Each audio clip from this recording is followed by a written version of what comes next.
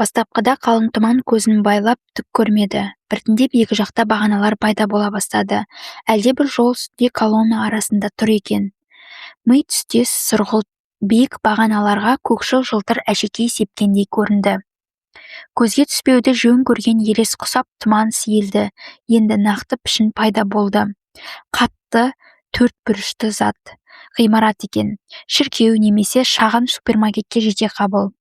Бергі беті тастан қаланған, дәл бағаналар түстес.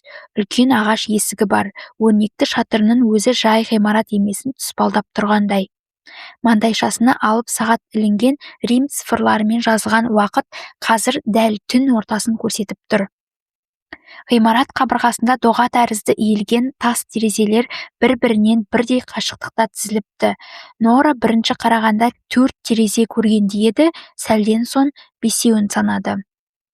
Есептен жаңылса керек. Айналасында ешкім жоқ. Басқа барар жері болмаған соң Нора еппен басып терезеге беттеді. Сағаттың цифрлы тіліне қарады. 00:00:00. Түн ортасы екен. Біраз күтті. Әйтсе де сағат тілі өзгермеген. Ғимаратқа жақындап келіп, ағаш есікті ашып жатып, тағы көз салды. Сағат тілі тек 12-ні көрсетіп тұр. Не сағат істемейді, не бұл жерде уақыт басқаша өтеді. Мұның жағдайында екеуі де болуы мүмкін. Қайда тап болды екен? Құрып кеткір, бұл не жер өзі? Ішке кірсем жауап табармын деген үмітпен табалдырықтан аттады. Ғимарат іші жап-жарық, еденге төселген тасы кейбір сәтте сарғыш, енді бірде сұрғылт сары болып құбылады. Ескі кітаптың уақыт тоздырған беттеріне ұқсайды.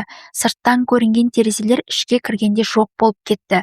Терезені қойып табалдырықтан аттаған соң Нора ғимарат қабырғасында көрмеді. Қабырғаны тұтас кітап сөрелері жауып тұр. Қатар-қатар тізілген сөрелер төбеге тіреліп тоқтайды екен. Нора тұрған жерден бастап екі жаққадай кеңейе берді. Ұшы-қиыры көрінбейді. Нора бір сөренің алдына тоқтады да сіресіп тұрған кітаптарға қарап тұрып қалды. Сан жетпейтін көп кітап. Жұп-жұқа, қолға ұстасан жоқ болып кетердей. Кітаптардың бәрі жасыл түсті екен. Жасылдың сан алуан түрі.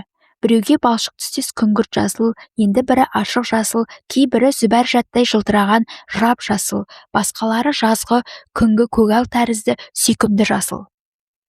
Жазғы көгал демекші, кітаптар ескі болса да кітапханадан шаң басқан көне кітаптың сыз иісі емес, жағымды иіс шығады. Тал терегі жайқалған тоғайға тән балғын жұпар иіс. Кітап сөрелері шынымен де шексіздікке дейін созыла беретін сияқты. Мектептегі сурет сабағында шексіздікті нүктемен белгілегендей кете береді екен. Арасын тек дәліздер бөліп тұр. Нора бір дәлізді таңдап соған беттеді. Дәліз соңына жеткенде солға бұрылған адасып қалды. Кері қайтар жол іздеп еді, ешқандай белгі көрінбейді. Кірген жағына қайта бармақ болған, ол да мүмкін емес екен. Сыртқа шығатын жол жоқ сияқты. Ақылға сыймайтын жайт, деді дауыстап, өз даусының жұбансыз дегендей. Еш ақылға сыймайды. Алға жылжып кітаптарға жақындады. Кітаптың мұқабасында атауы да, автордың аты да көрінбейді. Кітаптардың түсі жасылдың түрлі реңкі болса, көлемінде бір айырмашылық бар екен. Бәрінің биіктігі бірдей, бірақ қалыңдығы әртүрлі. Кейбірінің жуандығы 2 дюйм, басқалары әлде қайда жіңішке. Бір-екеуі қалың дәптер шамасында ғана. Нора сөреден зәйтін түстес қоңырқай жасыл орташа көлемді кітапты алмақ болды. Шаң басқан тозыңғы кітап. Сөреге қолын созғанда бір дауыс шықты. Нора селк етіп шошып кетті. Байқа, деді дауыс. Нора кім екенін көрмек болып артына бұрылды.